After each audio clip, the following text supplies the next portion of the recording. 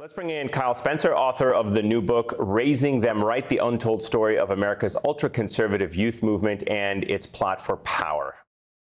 The right wing and the Republican Party has become like a celebrity-making machine. These groups are going after mainstream kids, your kids, my kids, on college campuses and beyond.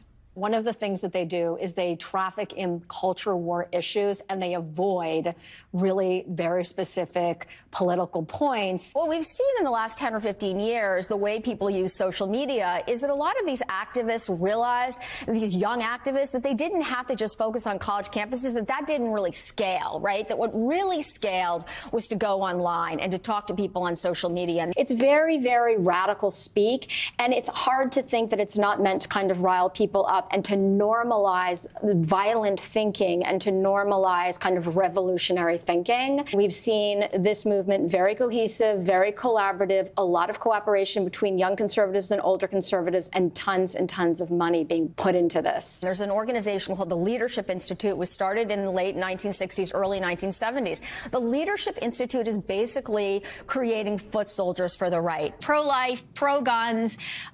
Some of these groups are adamantly deny that climate warming is happening.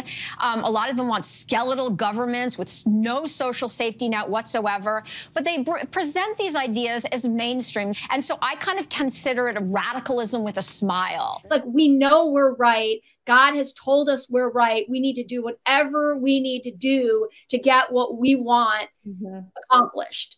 When Charlie Kirk comes to town, it's a celebrity event. These conferences are like spring break. I mean, they're crazy. They have swags and they want to invite you to a pizza party and they want to invite you to the conference in some really swanky venue where you can come and hang out with your friends and learn about these ideas. And the next thing you know, you are starting, as a young person, you are starting to be fed some very radical ideas about the fact that the United States really isn't a democracy. We hate immigrants on our college campuses. We hate folks who support affirmative action. We hate people who aren't Christian nationalists. And now it's we hate everybody. And what we're all asking ourselves is what we're seeing just a backlash that the country's moving forward, that we're becoming more progressive, that there's more and more equality and more people sort of being brought into the fold, or is this backlash going to turn into the country? In general, the Democrats have not been good in the last, some odd years of really messaging their commitment to young people.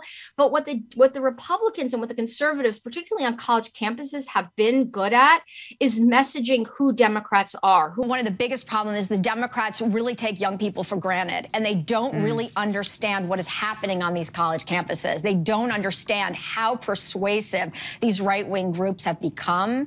I think Democrats think, we think, well, they won't go that far. They will go that far.